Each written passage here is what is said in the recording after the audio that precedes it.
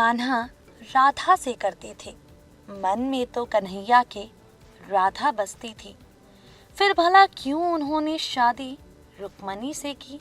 जब कान्हा वृंदावन छोड़ने से पहले राधा रानी को ये वचन देकर गए थे कि वापस लौटेंगे, तो भला क्यों नहीं लौटे और रुक्मणी से शादी कर ली?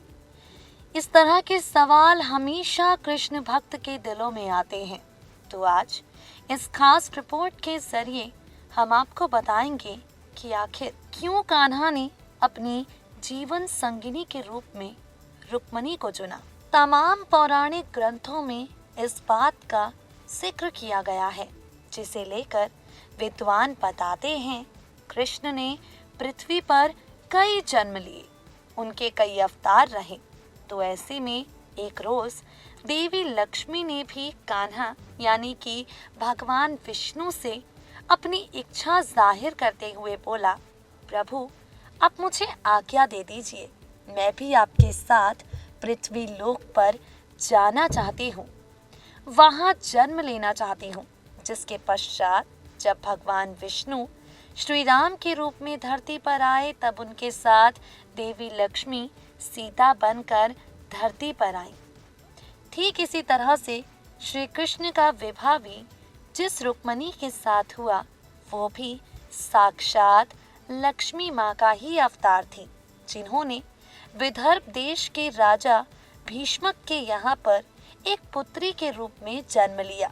रुक्मणी के जन्म से राजा भीष्मक बहुत खुश थे, लेकिन जन्म के कुछ समय पश्चात पूतना नाम की राक्षसनी ने रुक्मणी को उनके घर से उठा लिया और आकाश मार्ग की ओर ले गई।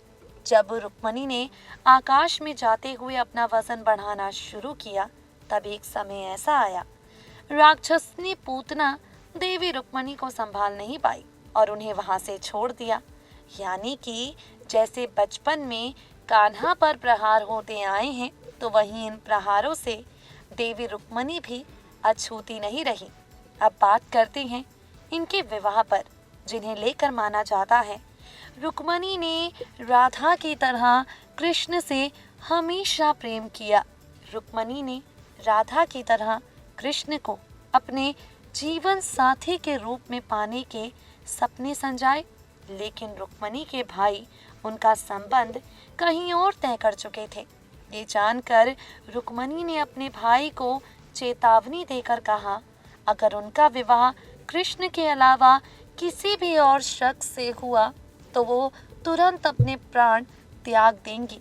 हैरानी की बात यह है कि इस घटना से पहले कृष्ण कभी रुक्मणी को जानते तक नहीं थे, लेकिन रुक्मणी ने जैसे ही जीवन त्याग देने वाला अपना फैसला सुनाया, इसके बाद कान्हा आए, रुक्मणी को विवाह कर वहां से ले गए, जिसे लेकर ऐसा माना जाता है कि कान्हा ने देवी रुक्मणी से शादी इसलिए की थी क्योंकि असल में राधा और रुक्मणी एक ही थीं।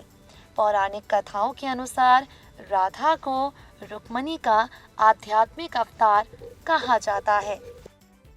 नेक्स्ट 9 न्यूज़ से मेघा की रिपोर्ट।